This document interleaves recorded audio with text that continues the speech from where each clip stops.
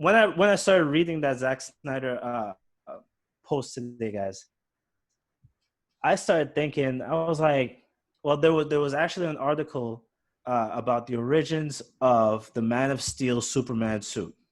Now, I remember exactly where I was when I saw this movie back in 2013. I was with my boys. I think it was the very last time that I was in Trinidad, where I'm originally from. I was with my boys, and we were all excited to go watch this movie.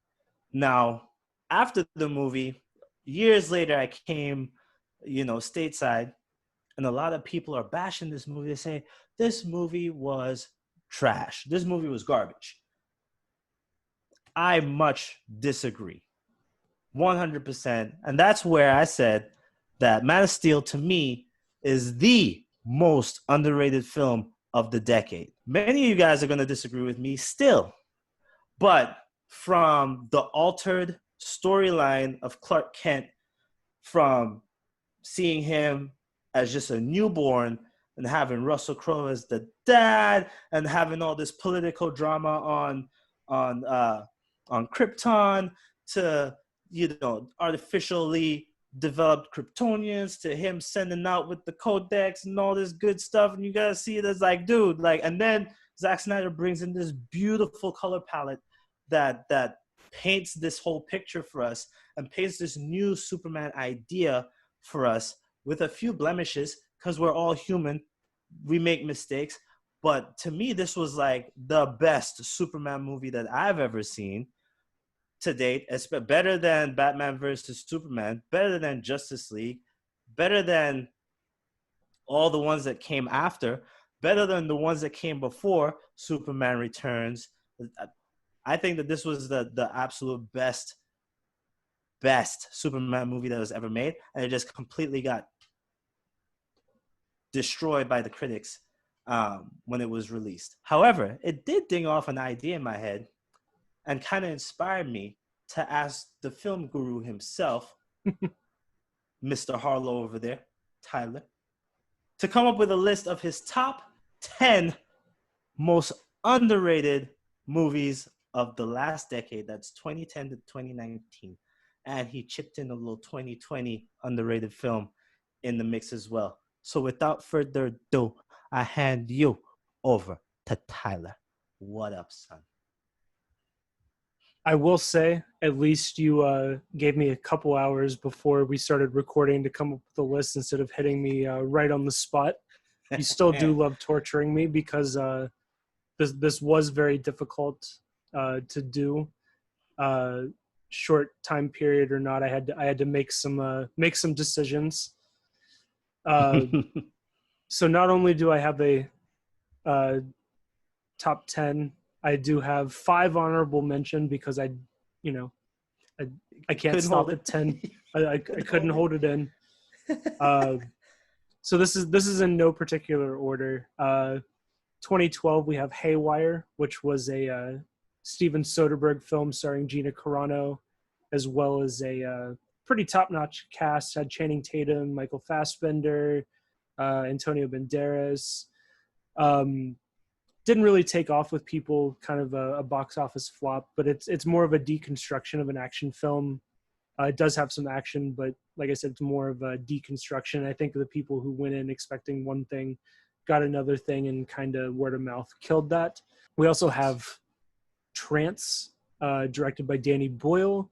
It's a twisty little thriller. Also has Rosario Dawson, and a pretty awesome turn by James McAvoy in it. Don't want to spoil too much, but it's definitely a mind bender.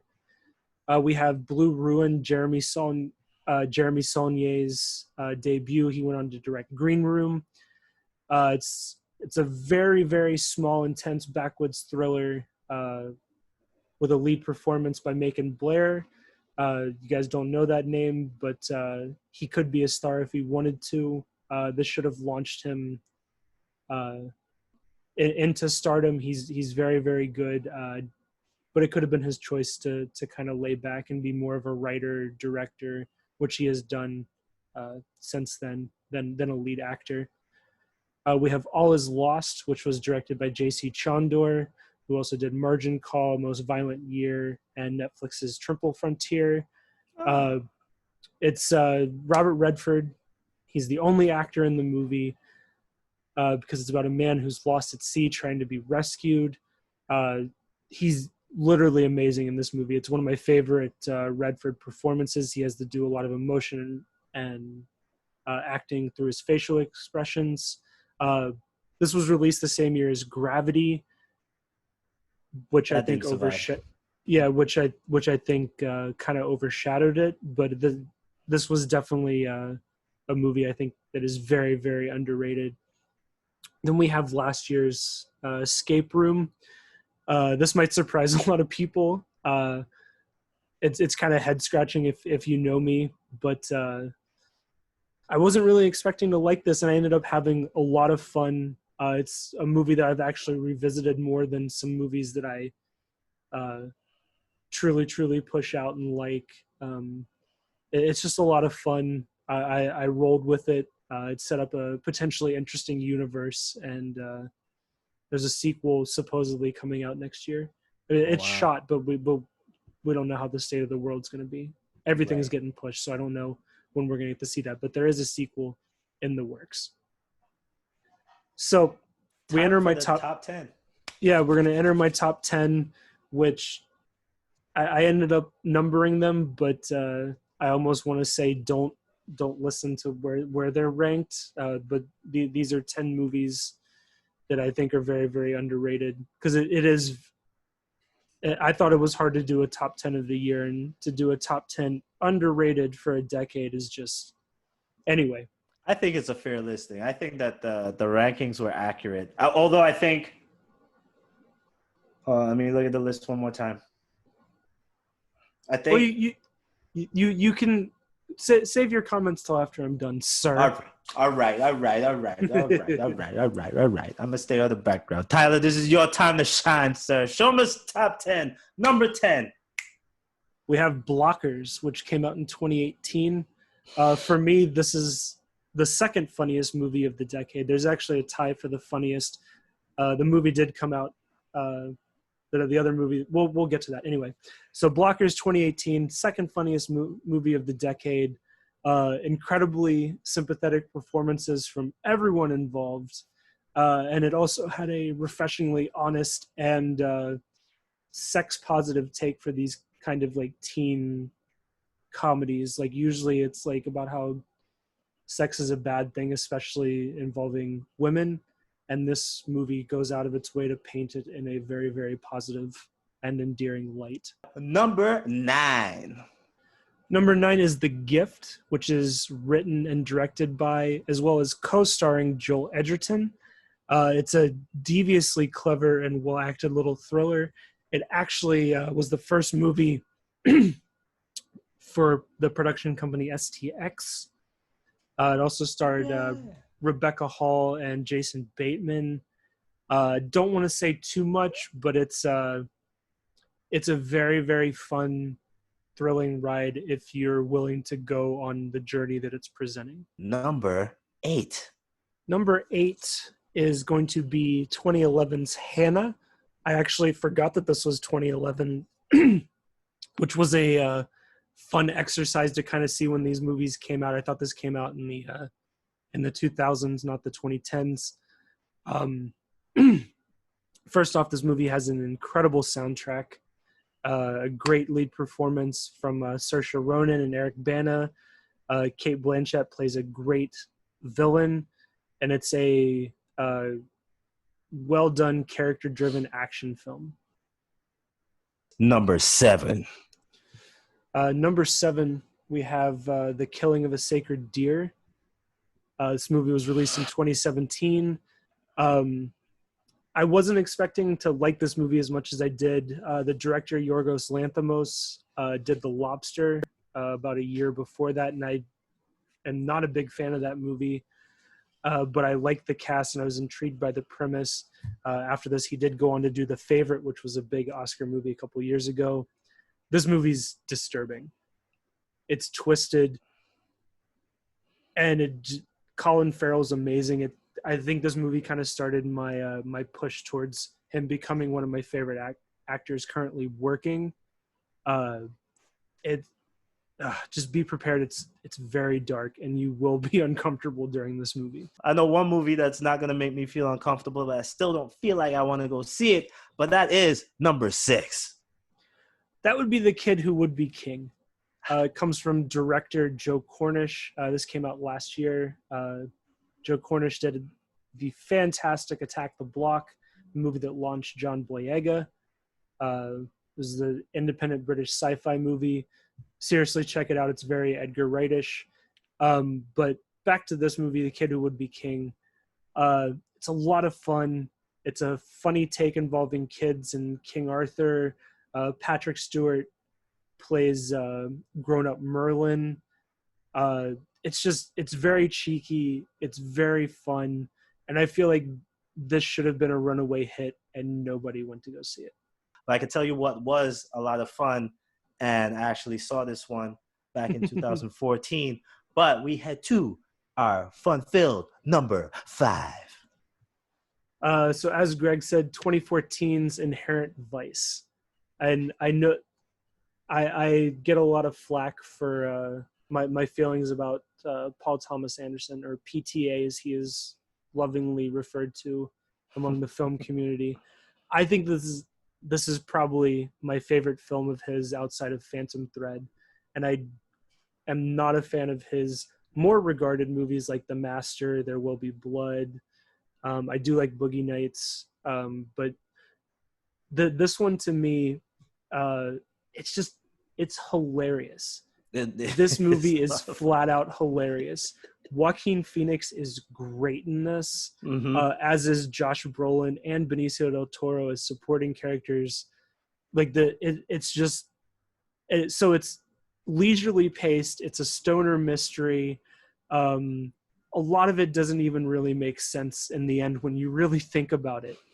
But I just had so much fun with this movie that I didn't have with some of his other movies. And like I said, I don't like his more well-regarded movies. This is probably my favorite movie of his, and I think that this doesn't get enough love.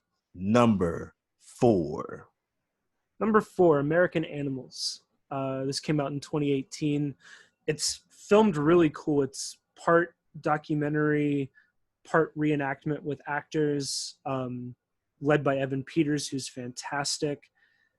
But the style and the story are just so thrilling, and it's one of those things you're either going to be infuriated by it or you're going to love it, because the stories kind of start not lining up and they all remember things differently as the movie goes on, and there's some things you never find out if they were true or not. Like one of the characters actually looks to the camera and he's like, I guess you'll just have to believe me.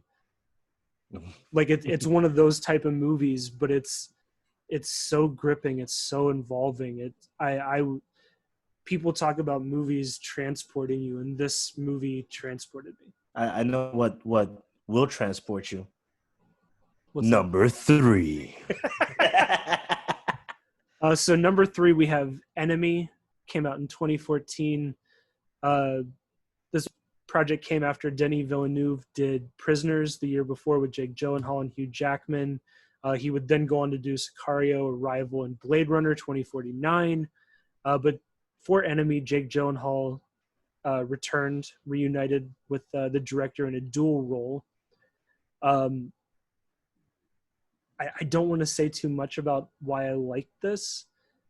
It's very twisty, and there are a lot of questions that are fun deciphering once the movie's over, because you start questioning, well, was this real, or what part of this actually happened? Where in the timeline did this fall? There's a lot of interesting questions, and I greatly enjoyed this movie. This was actually the movie that, as good as he was in Prisoners, this is the movie that got me really into Jake Gyllenhaal, like Colin Farrell, becoming one of my favorite actors See think Enemy, that's see Nightcrawler. I think I didn't want I to take think up too much of this list. that's fine. I think Nightcrawler was really good. I haven't seen this one, so it's definitely on my to-do list right now. And to do what we got to do, we have to go to number 2. Number 2 is Blind Spotting. American Animals and Blind Spotting were actually my 2 favorite movies of 2018. But again, another movie that transported me into this world. It's a unique and original dramedy written by Daveed Diggs and Rafael Casal. It's got fantastic social commentary, and I think Rafael Casal actually should have been nominated for Best Supporting Actor for the movie. He's really, really good, and you really believe their relationship.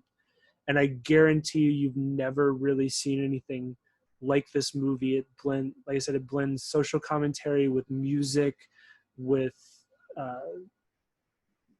fantastic acting, and the finale it's one of the most intense things I've seen in a very, very long time. I'm probably going to watch that one just the way that I watched number 1. Well, you actually watched number 1 with me. That's right.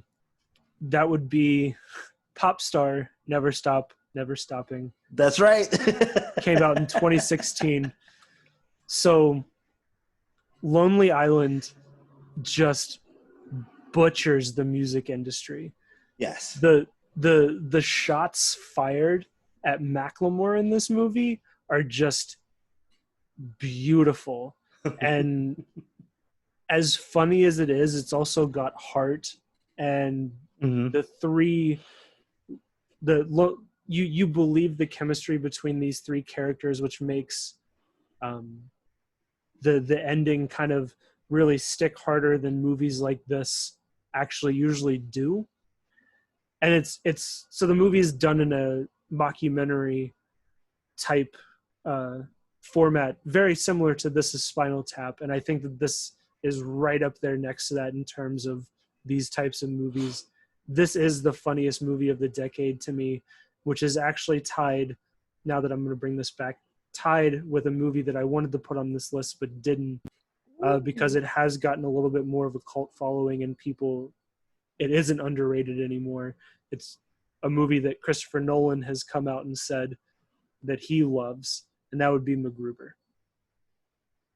I would put Pop Star and MacGruber side by side, even though they're both different. Both 2 of the funniest movies I've seen in a long time.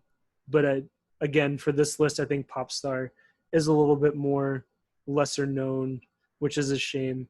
People need to go see this movie. It's very, very funny, especially if you love music. So many shots fired.